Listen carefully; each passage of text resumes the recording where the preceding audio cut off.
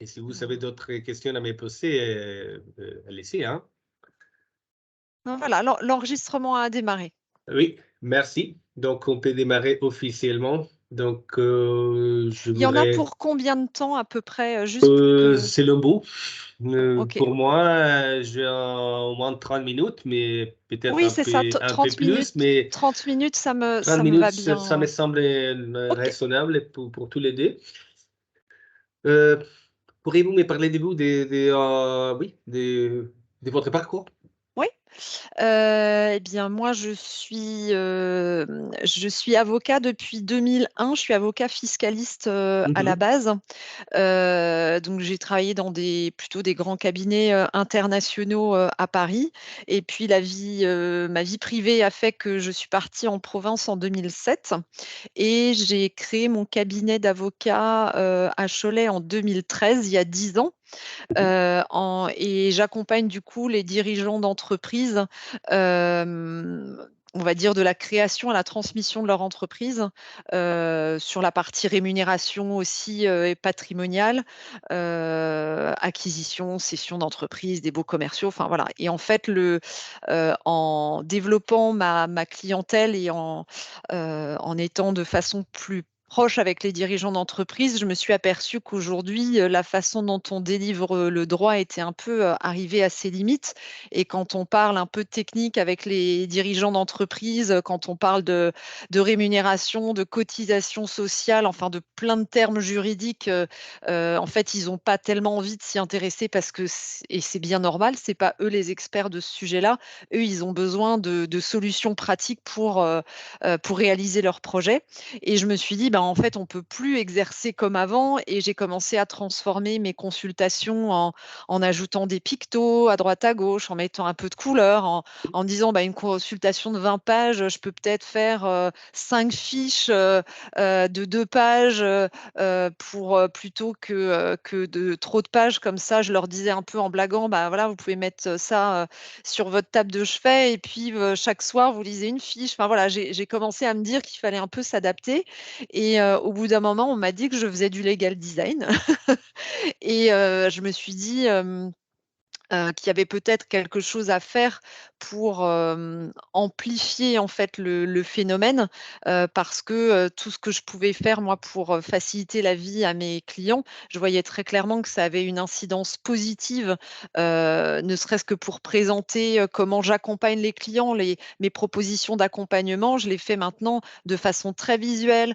en décomposant vraiment tout ce que je fais pour que le client puisse percevoir la valeur que je lui apporte et que ce soit pas juste comme, un artisan, une ligne et puis, ça vous coûtera, 5 000 € et vous faites un sourire, en même temps, ce sera mieux. C'est de décomposer vraiment les choses pour qu'ils comprennent en quoi consiste mon travail et pourquoi ça coûte ce prix-là et ce que je peux leur apporter. Et je me suis dit plutôt que de râler sur mes confrères, consoeurs avocats qui, font toujours comme avant, peut-être que je pourrais, les former.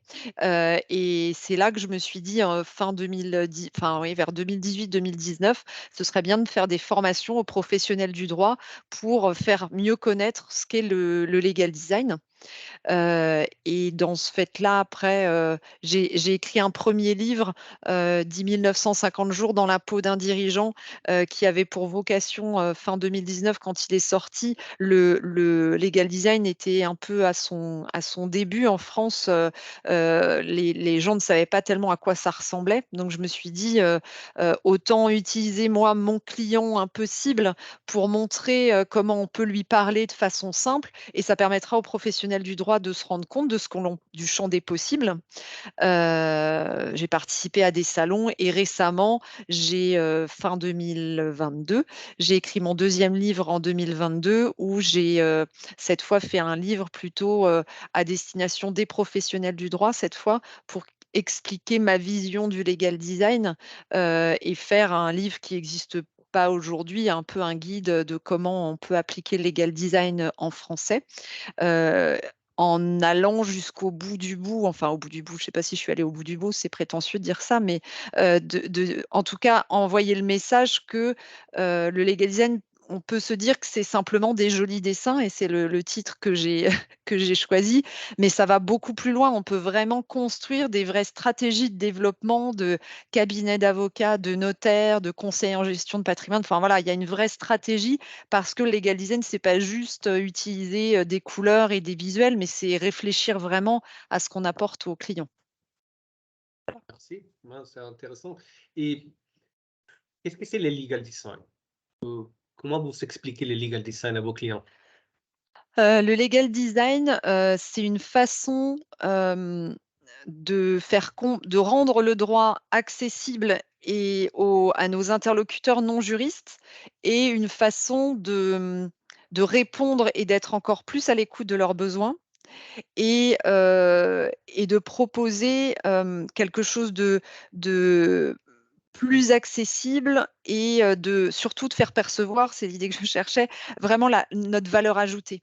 Aujourd'hui, dans le monde du droit, avec les clients que je rencontre, que ce soit dans des directions juridiques, dans des cabinets d'avocats, des notaires, il y a ce vrai sentiment, cette vraie frustration aujourd'hui des professionnels du droit de se dire: «Mais en fait, on comprend ri les gens, ils comprennent pas ce qu'on fait, ils savent pas quel est notre quotidien et le travail que l'on fait pour leur produire un contrat, pour leur produire une consultation, pour réfléchir sur leur sujet.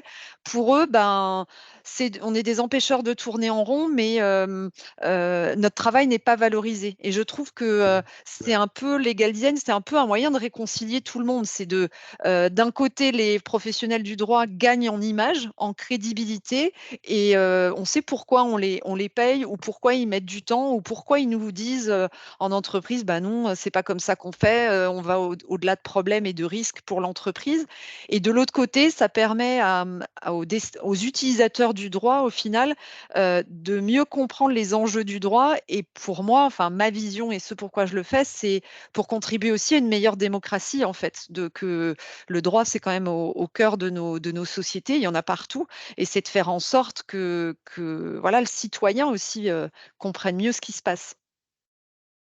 oui, ouais, oui, je comprends la problématique, oui. Donc, vous dites que le langage juridique peut être un obstacle à la compréhension par les clients, Oui, heu, en particulier dans les domaines dans le domaine des affaires, mais en général, j'imagine que c'est en en général général. aussi, ouais, ouais. Hem, Est-ce que vous adoptez un langage, plus clair aussi? Oui, oui, oui, oui, Est-ce que oui. vous utilisez, en français, c'est pas grand-chose. Vous préfériez des termes, du monde du business pour communiquer avec vos clients? Est-ce que vous Alors adaptez vos langages aussi? oui, ouais, ouais. Quand je forme les personnes au legal design, je leur explique en fait Mmh. que, faire du legal design, c'est aussi, se mettre en mode écoute active quand on est confronté à nos clients, aux prospects. C'est les écouter et écouter les termes qu'ils utilisent pour parler des sujets sur lesquels ils viennent nous voir. Par exemple, je vous donne un exemple, j'ai organisé il y a quelque temps un atelier qui s'appelait «Et si vous disparaissiez demain, que se passerait-il?» À aucun moment pendant ma présentation, je leur ai parlé, des outils juridiques comme le testament, le pacte Dutreil, enfin tous les outils juridiques que je vais mettre en place pour les protéger, je les utilise pas. J'essaie de les questionner pour attirer leur attention et leur faire prendre conscience, heu, qu'ils ont un besoin de se protéger et que moi, en face, je vais avoir des outils alors juridiques pour les aider mais je les amène d'abord à se poser des questions et un autre exemple quand j'ai des clients, mes clients, au cabinet et que je les reçois, ça m'arrive de noter les termes qu'ils utilisent. Par exemple, quelqu'un, m'a dit une fois: «Ben moi, ce qui m'intéresse, c'est, mettre ma famille à l'abri». Ben, mettre ma famille à l'abri, c'est un langage hyper concret, en fait et enfin enfin, j'aime pas dire ça parce que le legal design, c'est pas du marketing, c'est pas de la communication, c'est plus que ça, mais on utilise pour autant des des techniques marketing qui vont faire que plutôt que de mettre sur un site internet, bah, venez chez nous, on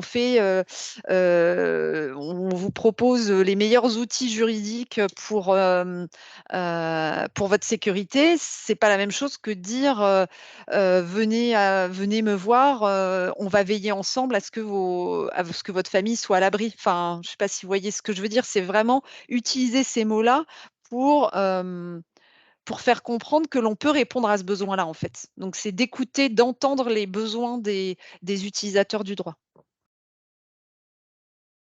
Je comprends. Ah oui, je connais bien parce que imaginez-vous qui est dans une école de commerce, moi aussi, je dois transformer ma communication pour être compris par mes pairs. Oui, Donc, quand on travaille dans les domaines ou avec les entreprises, on comprend que et l'avocat qui doit changer les langages, pas les clients n'a pas le temps, n'a pas l'intérêt mmh, de comprendre pari passu, pacte sous serment, etc., oui, etc. Non, oui, on doit parler clairement. Est-ce que vous continuez à travailler comme avocat ou vous oui. alliez donc vous faites les deux J'ai les 2. activités Ouais, en parallèle? oui, Comment ça se complètement. passe? Donc, oui, parce que vous êtes une espèce d'évangéliste, si je mets du legal design, Oui, mais en même temps, vous l'appliquez à votre tout à fait. vie professionnelle. Oui, exactement. En fait, aujourd'hui, Calios, la partie cabinet d'avocats, est un peu le laboratoire dans lequel je vais expérimenter le legal design avec mes clients et décoder est plus la partie avec laquelle je fais la formation. Donc, j'ai cette double casquette qui est plus ou moins confortable au quotidien parce que les journées n'ont que 24 heures.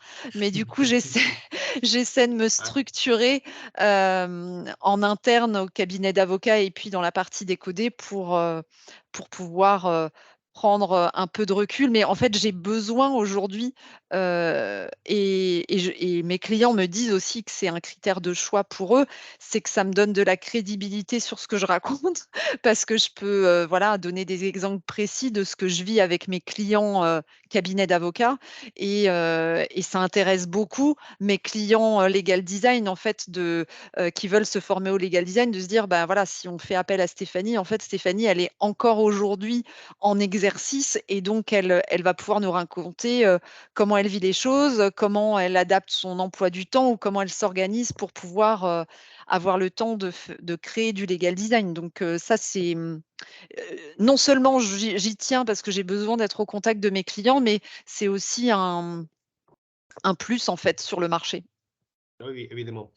Et qui sont vos clients dans les domaines du legal design, hein? Oui, mes clients dans le domaine du legal design, c'est les directions juridiques, c'est, Mhm, des cabinets d'avocats, des études mhm. de notaires et je vois là depuis quelque temps, ça bouge, enfin ça s'étend un petit peu, à savoir que, je vais avoir des cabinets d'experts comptables qui vont venir me voir parce qu'ils ont des équipes juridiques, en interne. Donc ça les intéresse de former les juristes, de leur cabinet et aussi des conseils en gestion de patrimoine aussi qui viennent me voir. Oui, donc vos clients viennent du domaine juridique normalement. Oui, ouais, Mhm. juridique et financier, ouais. Mmh.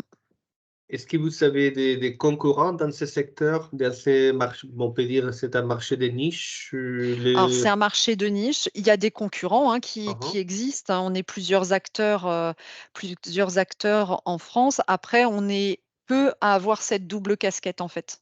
uhum. On est peu à avoir la double casquette en exercice et avoir, une structure, qui fait du legal design et on est peu à enfin, c'est pas tous les acteurs du legal design ne proposent pas de la formation.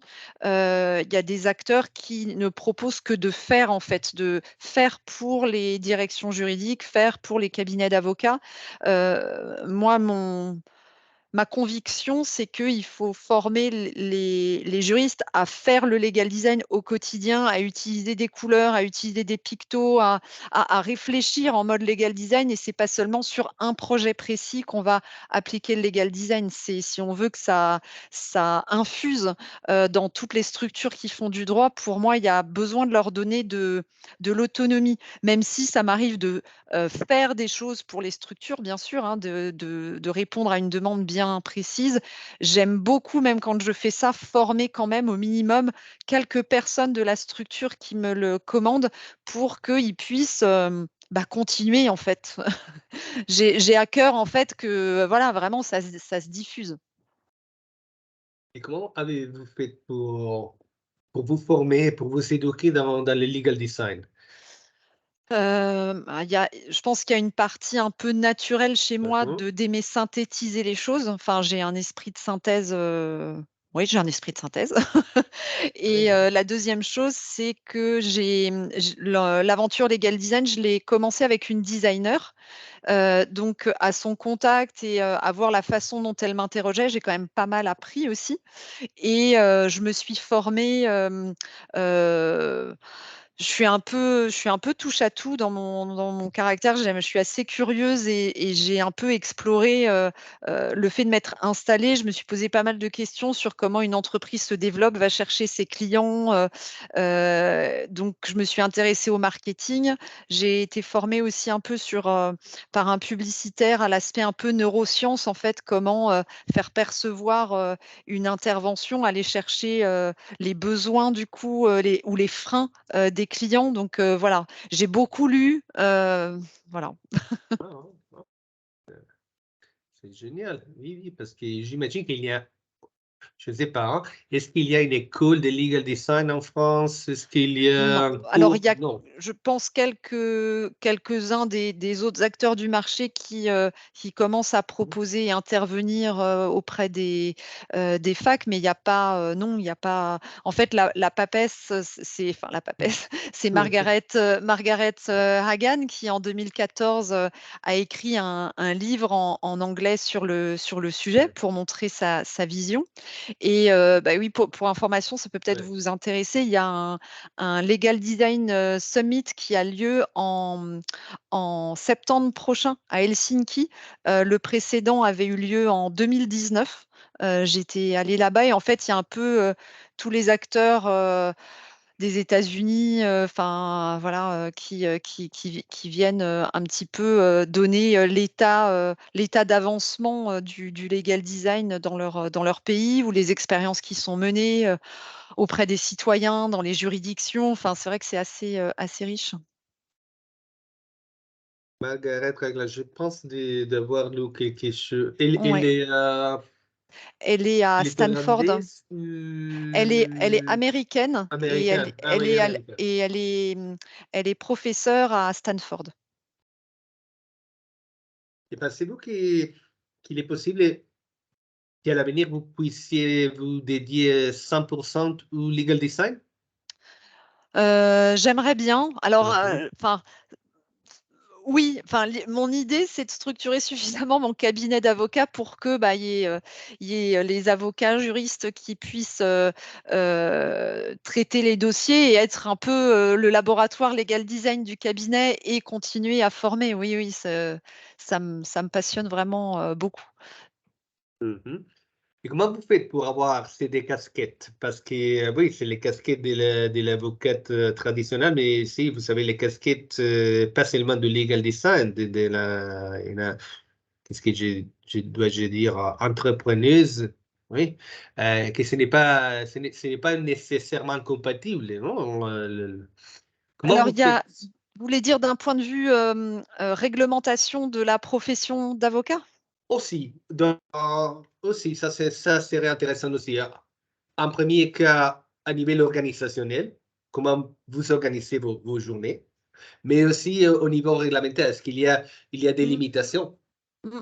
Pas Alors, une- heu au quotidien, ça m'oblige à être, extrêmement organisée, effectivement. je suis sûr. Ouais. Donc c'est une certaine, discipline. Après, Mhm.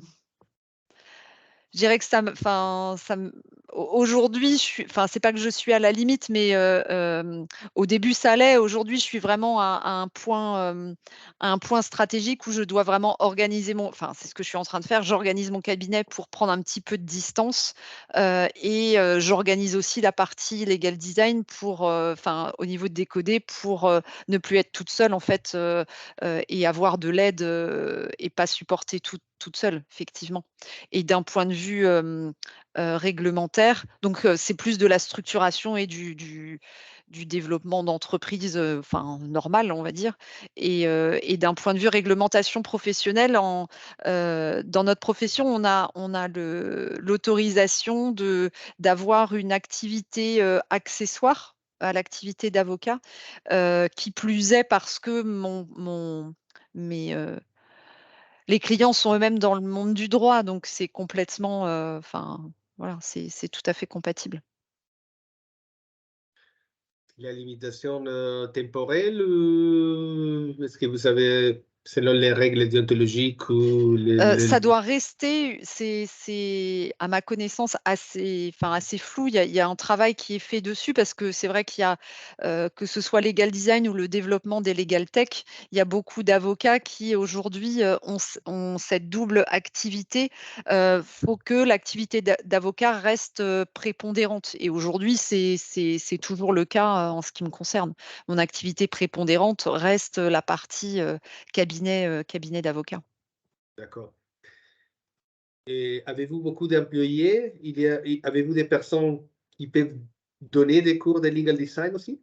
Alors pas encore, Pas c'est encore, justement ouais. le prochain stade. Là, je suis en plein, juste avant, j'étais justement en entretien de recrutement, Oui, pour, quelqu'un qui m'aide et qui pourra m'aider sur la communication, la publication et aussi être formé pour pouvoir, former d'autres personnes, oui. d'accord. Et c'est le mot quels sont les autres domaines, les autres, oui, les autres domaines à développer pour que les droits soient mieux compris par les clients? Ah, pour moi, c'est vraiment, ce qui va faire que ce sera le cas, c'est que que ce soit les directions juridiques, les avocats, les notaires, en fait, structurent davantage leur business pour que, en fait, toute la partie legal tech puisse les aider à gagner du temps, mieux s'organiser dans leur travail, donc être moins dans la routine acceptent de plus être forcément dans la routine ou plus la même en tout cas et du coup de se dégager du temps, de gagner en efficacité par l'organisation et les outils, informatiques pour vraiment s'intéresser, au parcours client, voilà, se poser les vraies questions, pour apporter de la valeur et ce qui va pouvoir peut-être les pousser un petit peu, c'est le développement du numérique évidemment et encore plus peut-être le développement de l'intelligence artificielle qui va faire que demain, rédiger un contrat, ça vaudra zéro pour moi. Parce que Oui, normalement, on appuiera j'exagère, peut-être pas, j'en sais rien, on verra.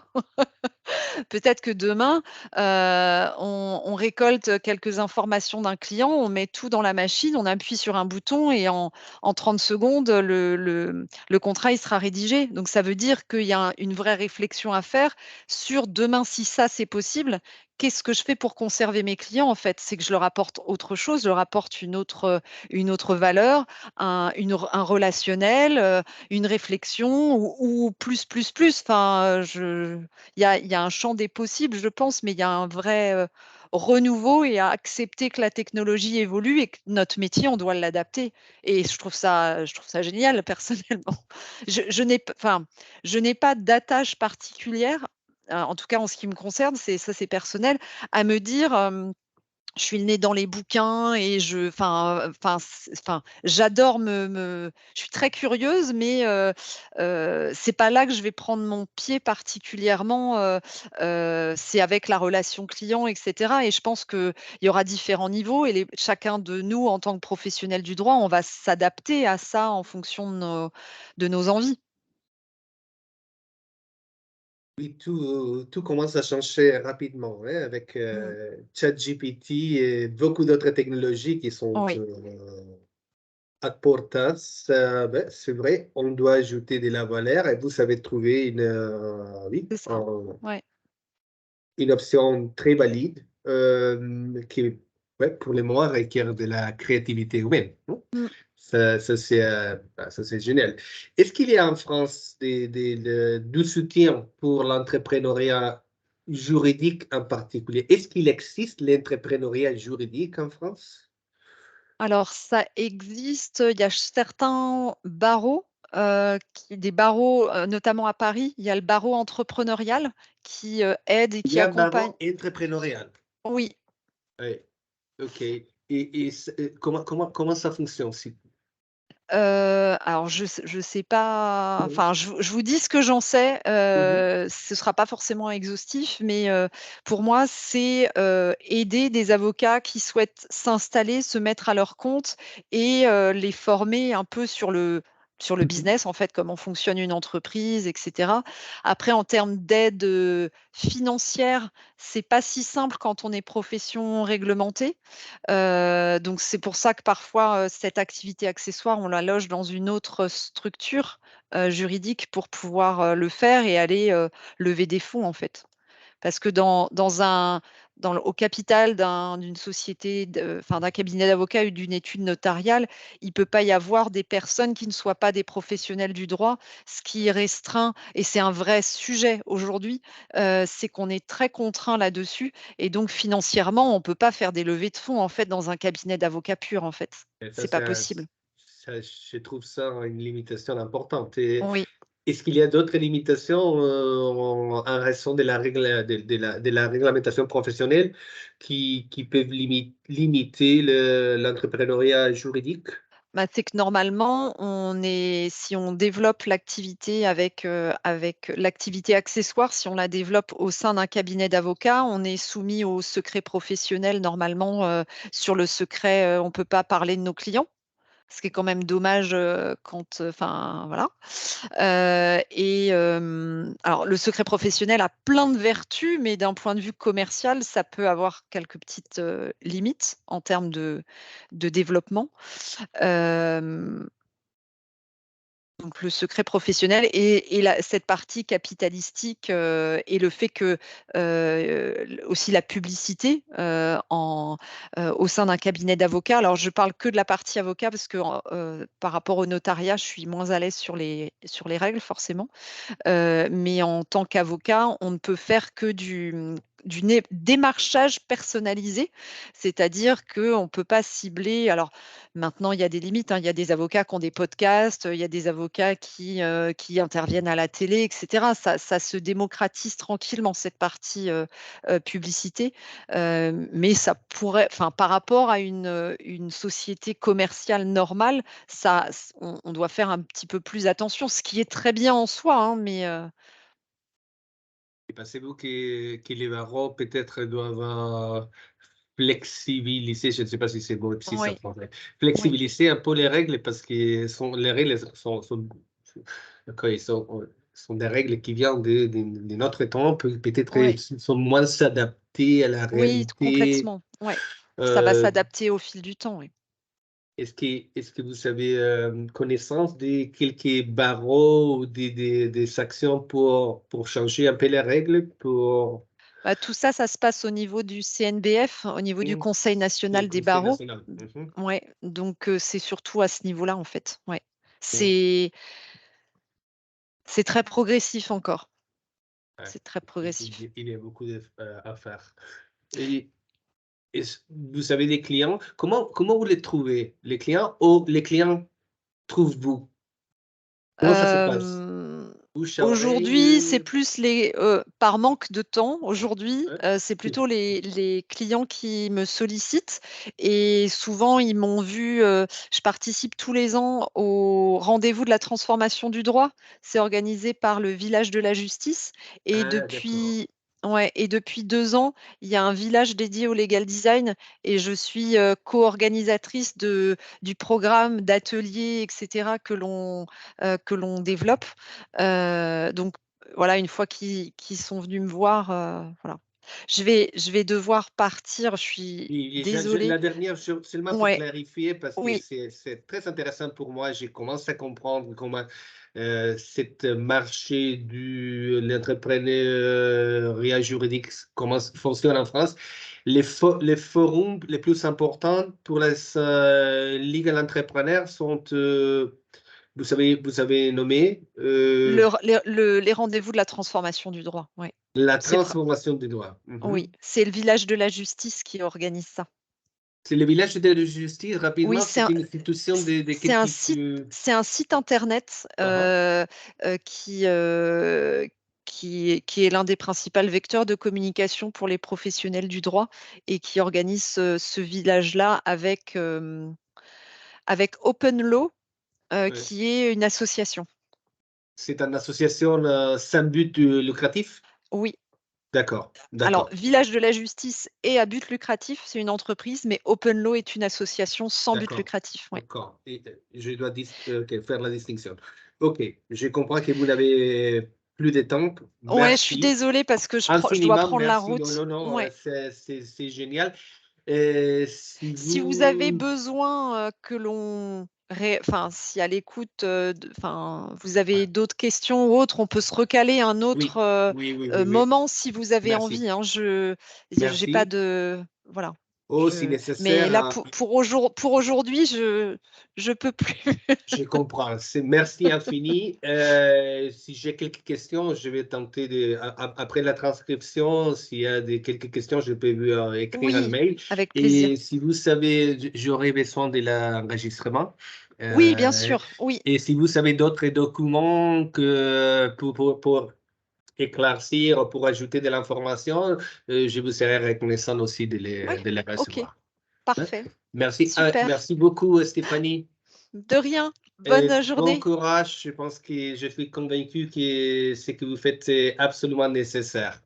Merci beaucoup. Hmm. Au revoir. Bon après-midi. Au À vous revoir. aussi. Au revoir.